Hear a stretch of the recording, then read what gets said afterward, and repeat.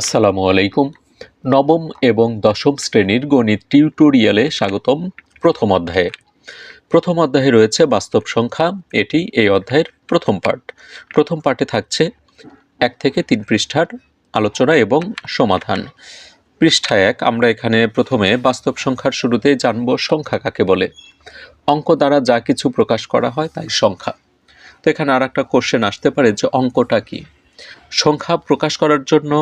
সংখ্যা লিখে প্রকাশ করার জন্য মূলত আমরা যে সকল চিহ্ন বা প্রতীক ব্যবহার করে থাকি সেটাই হচ্ছে অঙ্ক।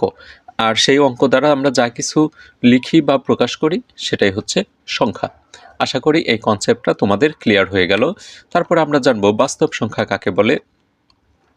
শূন্য সহ সকল মূলদ ও অমূলদ সংখ্যাকে বাস্তব সংখ্যা বলে। তো এখানে বেশ কিছু উদাহরণ দেওয়া হয়েছে। 0, 1, 2, 3, -0, -1, -2, তারপরে -1/2। এখানে আসলে শূন্যর আগে মাইনাস হবে না। আর বাস্তব সংখ্যার সেট 8 দ্বারা প্রকাশ করা হয়। 8তে হচ্ছে রিয়াল নাম্বার, আর যখন এটাকে সেটে দেখানো হবে তখন হচ্ছে বড় হাতের আর অক্ষরটি দ্বারা প্রকাশ করা হবে।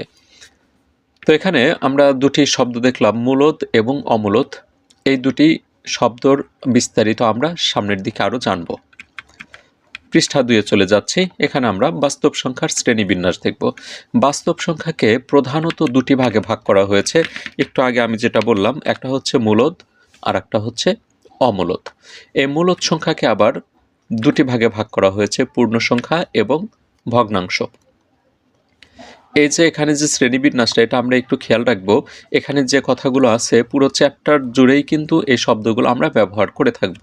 তো এখানে পূর্ণ সংখ্যাকে আবার 3 ভাগে ভাগ করা হয়েছে, ধনাত্মক পূর্ণ সংখ্যা, শূন্য আর হচ্ছে ঋণাত্মক। ধনাত্মক কোনগুলো? শূন্যর চেয়ে বড় কিন্তু দশমিক থাকবে না, এই ধরনের সংখ্যাই হচ্ছে ধনাত্মক সংখ্যা।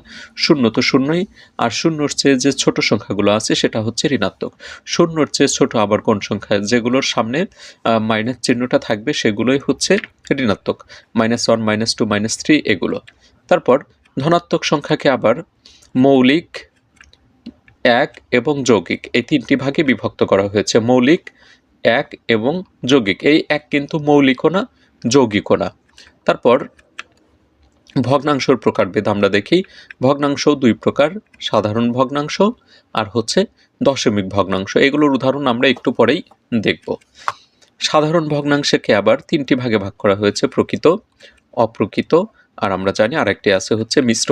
এই মিশ্র মূলত অপ্রকৃত থেকে মিশ্র হয়, আবার মিশ্র থেকে আমরা অপ্রকৃততে